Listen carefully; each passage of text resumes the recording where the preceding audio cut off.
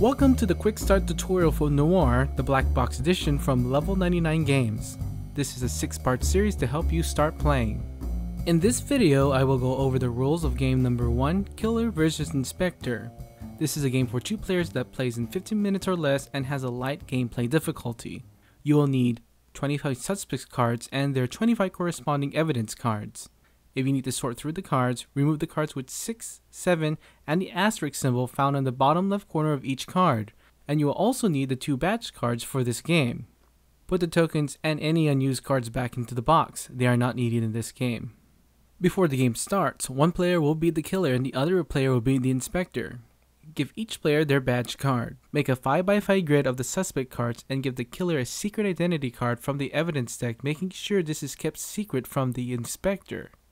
On his first turn, the killer kills a suspect adjacent to his card, which is any suspect card that surrounds the killer's secret identity card in 8 directions. Killed suspects are turned over to the deceased side. On the inspector's first turn, she draws 4 cards from the evidence deck. She selects one of these cards to become her secret identity, which is kept as a secret from the killer.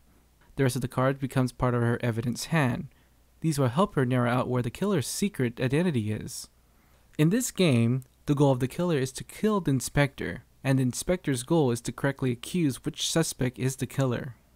The killer has 4 different actions: shift, collapse, kill, and disguise. Shift moves cards around in a single row or column. This action helps the killer move around the grid, and he may choose to move a set of cards that he's not currently in. Cards get pushed to one side with one card falling out. This card gets placed in the empty space on the other side. Collapse removes a card from each row or column. This action will decrease the size of the card grid. To use the collapse action, there must be a dead suspect in each row or column to select. As before, the kill action can only be used on adjacent alive suspects. Killed suspect cards are turned over to the deceased side, and he can only use this action on adjacent suspects. Selections do not wrap around the board. He may also kill exonerated suspects, which allows him to canvas. I will explain the canvas effect a little later. If he manages to kill the inspector, then the killer wins.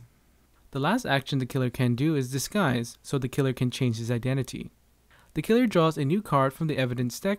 If the suspect is still alive, then he replaces his new identity with the old one, and the old identity is revealed face up. If the suspect is dead, then the card is revealed face up without changing out cards, and the turn passes to the inspector. The inspector has 4 actions she can do: shift, collapse, accuse, and exonerate. The shift and collapse work just the same as the killer's. The accuse action can only be used on any living non-exonerated suspect. The inspector, without revealing her identity, points the card and say, "Are you Simon?" If that indeed is the killer, the inspector wins. If not, then the inspector may try again on a later turn. The suspect may accuse herself to throw off the killer. And the exonerated action allows the inspector to narrow down the location of the killer, known as canvassing. To exonerate, the inspector first draws a card on top of the evidence deck and then selects a card and discards it face up. If the suspect is currently alive, put that card on top of that suspect and the inspector canvasses. If the killer's secret identity is one of the adjacent cards around the exonerated card, then the killer confirms that his secret identity is there. If not, then he says no. But if the killer kills an exonerated suspect, then he canvasses. If the inspector is adjacent around this killed suspect, she will confirm if her secret identity is one of those suspects. Just a few other things to mention. The evidence deck can run out, which means the disguise and the exonerated actions can no longer be used. Lastly, any player may not choose to pass on their turn.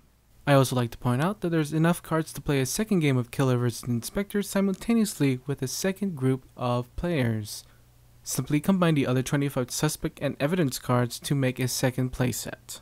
And this concludes the tutorial for Noir, game number 1, Killer vs Inspector. If you wish to know more about Noir Black Box Edition and other products from Level 99 Games, tutorials, and my review for Noir, wait for the end of the video or check out the links in the description below. If you enjoyed this tutorial, you can play Killer vs Inspector online for free at noirthegame.com. Please check out other board game overviews, tutorials, and reviews at the Cardboard Stacker YouTube channel, and don't forget to subscribe. Email us at cardboardstacker@gmail.com for any questions and comments. The Cardboard Stacker would like to thank Level 99 Games for sending a review copy of Noir Black Box Edition. This has been the Cardboard Stacker, and keep on stacking games.